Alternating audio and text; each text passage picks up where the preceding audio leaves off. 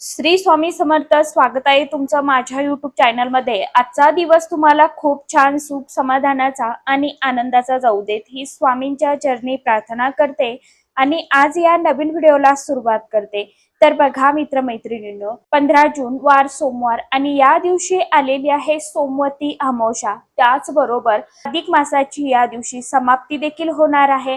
अधिक मास हा दर 3 वर्षातून एकदा येणारा अधिक मास अतिशय अत्यंत पवित्र आणि खास मानला जातो. हा महिना भगवान श्री हरी विष्णू देवांना समर्पित मानला जातो, ज्याला आपण मलमास, पुरुषोत्तम मास, अधिक मास, धोंड्याचा महिना या नावाने देखील ओळखत असतो. बघा, या महिन्याची या दिवशी समाप्ती होत आहे आणि एक अत्यंत महत्वाचा हा दिवस म्हणजे अधिक मास अमावस्या. सामान्य अमावस्या दर महिन्यात येते, परंतु अधिक मासातील अमावस्या तब्बल 3 वर्षांनी एकदा येते. त्यामुळे या दिवसाचं महत्व कितीतरी अधिक पटीने वाढलेलं असतं. बघा, ज्योतिषशास्त्र आणि पुराणानुसार या दिवशी केलेल्या काही चुका तुमच्या आयुष्यात खूप गरिबी, दारिद्र्य, पितृदोष आणि दुःखाचे डोंगर उभे करू शकता. जर तुम्ही दुसरीकडे या दिवशी केलेले काही सोपे उपाय तुमच्या 7 पिढ्यांचं दारिद्र्य दूर करू शकता. तर आजच्या या व्हिडिओमध्ये आपण सविस्तर बघणार आहोत की अधिक मास अमावस्येच्या दिवशी आपण कोणत्या गोष्टी आवर्जून करायच्या आहे, कोणत्या गोष्टी चुकून देखील करायच्या नाही. त्याचप्रमाणे त्याचे भयंकर वाईट परिणाम जे आहेत तर ते आपल्या परिवारावरती, कुटुंबावरती व्हायला सुरुवात होईल आणि पितृदोषांपासून मुक्ती मिळवण्यासाठी नेमके कोणते उपाय करायचे आहे. त्यामुळे हा व्हिडिओ अतिशय अत्यंत खूप खास आणि तितकाच महत्वाचा आहे. तसेच आपल्याला आपल्या घरामध्ये चुकून देखील भाज्या ज्या आहेत 2 तर त्या बनवायच्या नाहीये. आता ह्या भाज्या कोणत्या असणार आहे, कशा पद्धतीने आपल्याला या गोष्टी, कोणते नियमांचं पालन आपल्याला करायचं आहे, याविषयीची संपूर्ण माहिती आजच्या या नवीन व्हिडिओमध्ये मी तुमच्या बरोबर शेअर करणार आहे. त्यामुळे तुम्ही हा व्हिडिओ स्किप न करता शेवटपर्यंत नक्की बघा. चॅनलवरती तुम्ही जर हा व्हिडिओ पहिल्यांदा बघत असाल तर चॅनलला आवर्जून सबस्क्राईब करा आणि असेच नवनवीन माहितीपूर्ण व्हिडिओ बघण्यासाठी समोरील बेल आयकॉनलाही प्रेस करा. त्यामुळे काय होईल, जेव्हा कधी मी नवीन व्हिडिओ अपलोड करेल तर सर्वात अगोदर त्याचं नोटिफिकेशन तुम्हाला मिळेल आणि तुम्ही एकही व्हिडिओ मिस करणार नाही. कमेंट बॉक्समध्ये ओम नमो भगवते वासुदेवाय नमः किंवा हर हर महादेव, ओम पितृदेवताय नमः हा मंत्र सर्वांनी आवर्जून लिहा. अमावस्येच्या दिवशी सकाळी सूर्योदयापूर्वी उठणे अतिशय अत्यंत खास मानले जाते. जर शक्य असेल तर एखादा तीर्थक्षेत्री जा, तिथे स्नान करा किंवा पवित्र नदीमध्ये जाऊन स्नान करण्याला खूप खास महत्व आहे. त्याचप्रमाणे आपल्या घरातल्या आपण घरी ज्या वेळी अंघोळ करतोय तर अंघोळीच्या पाण्यामध्ये थोडंसं गंगाजल, काळे तीळ, चिमूटभर हळद टाकून त्या पाण्याने स्वच्छ स्नान करा. स्नानानंतर तुम्हाला एक तांब्याचा लोटा पाणी भरून घ्यायचा आहे. सूर्यदेवांना त्यामध्ये थोडंसं कुंकू टाकायचं आहे किंवा लाल फूल टाकायचं आहे आणि हे अर्घ्य भगवान सूर्यदेवांना अर्पण करायचं आहे.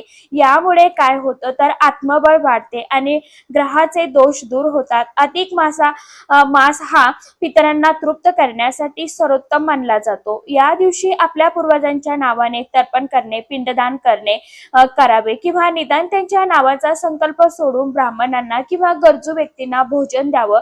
असं केल्याने पितृदोष दूर होतो आणि पूर्वजांचे कृपा आशीर्वाद जे आहेत तर ते आपल्याला मिळत असतात. ज्या घरामध्ये सतत भांडणे, वादविवाद किंवा कटकटी होतात, ज्या घराची प्रगती थांबली आहे, त्यांनी हा उपाय नक्की करा. बघा, या अमावस्येला दान करण्याला खास विशेष महत्व आहे आणि दान करण्याचे फळ इतर दिवसांपेक्षा अनंत पटीने जास्त प्राप्त होत असते. या दिवशी काय दान करावे, तुम्ही अन्न, वस्त्र, चप्पल, छत्री, काळे तीळ किंवा मग गुळ किंवा 7 धान्यांचं दान करू शकता.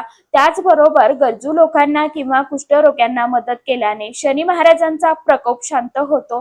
हा पुरुषोत्तम मास असल्याने या दिवशी भगवान विष्णुदेवांची पूजा करणे अनिवार्य आहे. त्याचप्रमाणे आपल्याला घरामध्ये विष्णू सहस्रनामाचा पाठ करावा किंवा ओम नमो भगवते वासुदेवाय नमः या षडाक्षर मंत्राचं 108 वेळा, 1000 वेळा जप करावा। त्याचप्रमाणे माता लक्ष्मीला प्रसन्न करून घेण्यासाठी संध्याकाळी घराच्या मुख्य दरवाजा समोर गाईच्या तुपाचा दिवा लावावा। त्याचबरोबर या दिवशी पिंपळाच्या झाडामध्ये त्रिदेव म्हणजे ब्रह्मा विष्णू महेश आणि आपल्या पितरांचं वास्तव्य असते असे देखील मानले जाते। म्हणून या दिवशी पिंपळ वृक्षाला कच्चं दूध घालून जल अर्पण करावं। तिथे तिळाच्या तेलाचा दिवा प्रज्वलित करावा। पिंपळ वृक्षाला मनोभावे 11 प्रदक्षिणा करावी। आता या भागांकडे आपण वळूच, म्हणजे आपल्याला कोणत्याही या गोष्टी आहेत तर त्या चुकून करायच्या नाही। कळत न कळत त्या दिवशी तुमच्याकडून काही चुका झाल्या तर शास्त्रानुसार त्याचे वाईट परिणाम तुमच्या पूर्ण कुटुंबाला भोगावे लागू शकतात।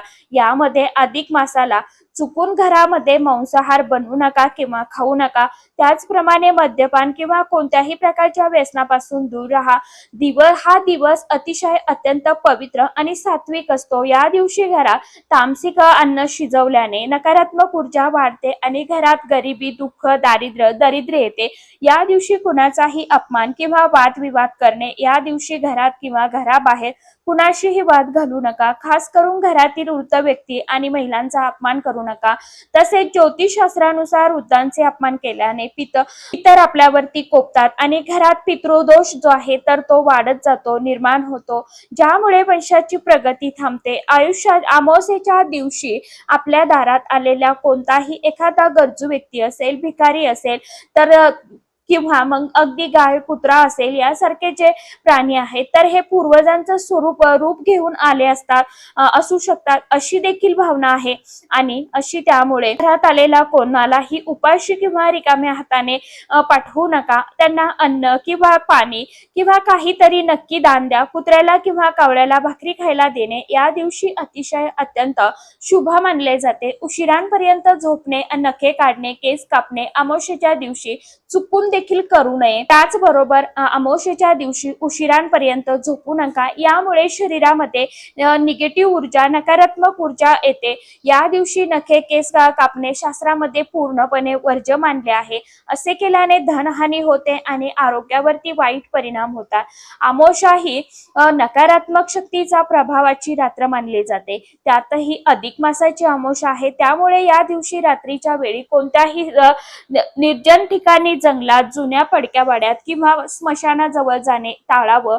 या दिवशी तांत्रिक क्रिया सक्रिय असतात, ज्यामुळे रात्रीच्या वेळी प्रवास करणे शक्यतो टाळावा। अधिक मास अमावस्येच्या दिवशी पती पत्नीने ब्रह्मचर्याचं पालन करावं असं पुराणामध्ये म्हटलं आहे। अमावस्येच्या दिवशी आपल्याला ह्या सर्व गोष्टी ज्या आहेत तर त्या पाळायच्या असतात। बघा, जर तुमच्या आयुष्यात खूप कष्ट करू नये, पैसा टिकत नसेल, करूनही पैसा टिकत नसेल, घरात नेहमी आजारपण असेल किंवा मुलांच्या लग्नात नोकरीमध्ये अडचणी येत असतील तर समजून जा, कुठेतरी पितृदोष किंवा ग्रहाची अकृपा आहे, ती तुमच्यावरती आहे। आणि अधिक मास अमावस्येला हा एक महा उपाय नक्की करून बघा। तर काय करायचं आहे, अमावस्येच्या दिवशी संध्याकाळी प्रदोष काळात एक पिठाचा कणकेचा दिवा तुम्हाला तयार करायचा आहे किंवा मग मातीचा दिवा तुम्ही घेऊ शकता, जसं की पंती घेऊ शकता। त्यामध्ये मोहरीचं तेल किंवा तिळाचं तेल घाला, त्यामध्ये कापसाची जोडवात तुम्हाला लावायची आहे, थोडेसे काळे तीळ टाका। हा दिवा तुमच्या घराच्या दक्षिण दिशेला तोंड करून लावा, कारण दक्षिण दिशा ही पितरांची दिशा मानली जाते। दिवा लावताना मनातल्या मनामध्ये आपल्या पूर्वजांचं स्मरण करा, त्यांचं ध्यान करा, त्यांच्याकडे मनापासून आमच्याकडनं जर काही भूल झाली असेल तर क्षमा याचना प्रार्थना करा, आमच्याकडून काही चूक झाली असेल तर आम्हाला माफ करा, आमच्यावरती तुमचा कायम कृपा आशीर्वाद राहू द्या। हा एक छोटासा उपाय तुमच्या आयुष्यातील मोठे अडचणी, अडथळे दूर करू शकतो।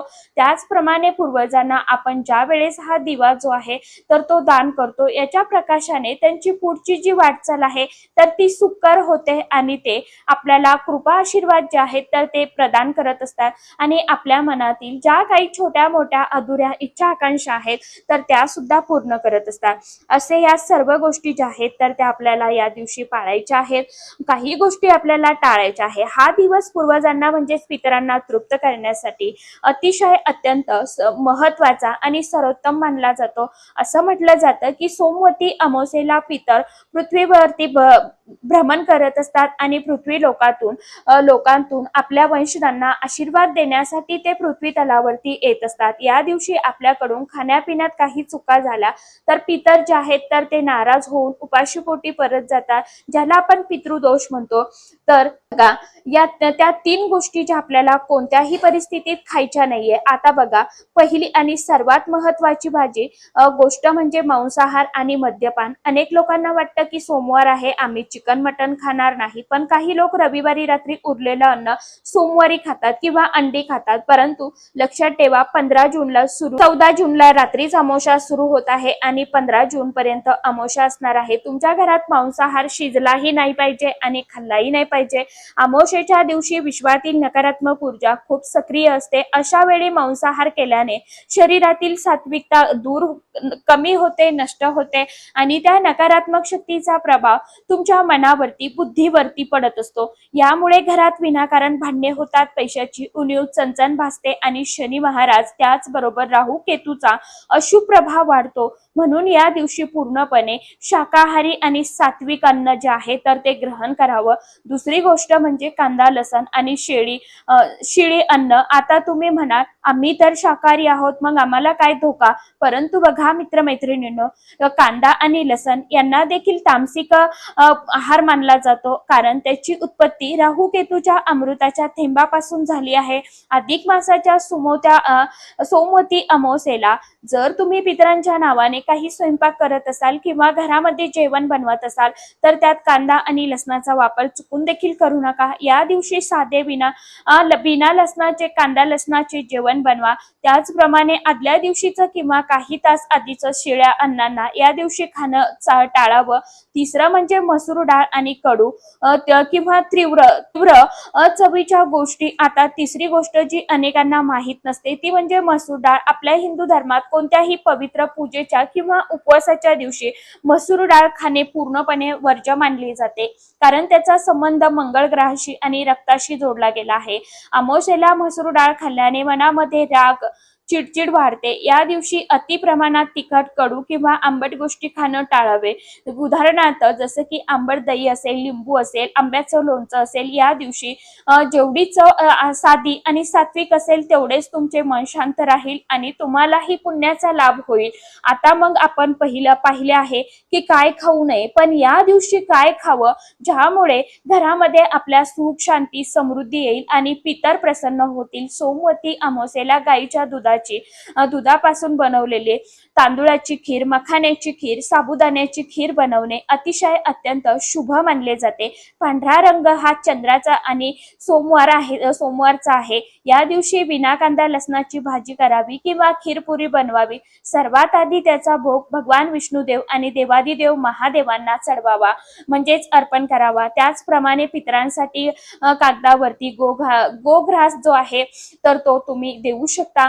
तर अशा पद्धतीने आपल्याला या सर्व गोष्टी करायच्या आहेत। संध्याकाळी पिंपळाच्या झाडाजवळ जाऊन तिथे गाईच्या तुपाचा दिवा लावा किंवा मग तिळाचं तेल तुम्ही दिव्यामध्ये घालू शकता। अगदी गाईचं तूप किंवा तिळाचं तेल तुमच्याकडे नसेलच तर मग आपण घरामध्ये खाण्यासाठी जे तेल वापरतो तर ते तेल तुम्ही दिव्यामध्ये घातलं आणि तो दिवा पिंपळ वृक्षाखाली प्रदोष काळामध्ये प्रज्वलित केला तरी देखील चालणार आहे। यामुळे काय होणार आहे तर पिंपळ वृक्षामध्ये भगवान श्रीहरी विष्णुदेव वास करतात, त्याचबरोबर माता लक्ष्मी सुद्धा निवास करत असते, तसेच आपल्या पितरांचं देखील वास्तव्य असतं। म्हणून आपल्याला या पिंपळ वृक्षाच्या खाली सुद्धा आपल्याला एक दिवा जो आहे तर तो आवर्जून लावायचा आहे। पिंपळ वृक्षाला आपल्याला नमस्कार करायचा आहे आणि मनापासून पूर्ण श्रद्धेने आपल्याला 11 प्रदक्षिणा करायच्या आहे। प्रदक्षिणा करत असताना आपल्याला ओम नमो भगवते वासुदेवाय नमः या मंत्राचा जप करायचा आहे। तर अशा पद्धतीने आपल्याला काही गोष्टींचं पालन करायचं आहे, काही नियमांचं पालन करायचं आहे आणि 3 पदार्थ जे आहेत तर ते चुकून देखील खायचे नाहीये. तर आशा करते व्हिडिओमध्ये सांगितलेली माहिती सर्वांना समजलीच असेल. ज्यांना काही समजलं नसेल त्यांनी कमेंट बॉक्समध्ये विचारू शकता. तर चला, आजच्या व्हिडिओमध्ये इतकीच माहिती होती. कशी वाटली नक्की सांगा. व्हिडिओ आवडला तर चॅनलला आवर्जून लाईक, शेअर, सबस्क्राईब जरूर करा. परत भेटूया नवीन माहितीसोबत, नवीन व्हिडिओसोबत. तोपर्यंत सर्व माझ्या YouTube परिवाराला श्री स्वामी समर्थ.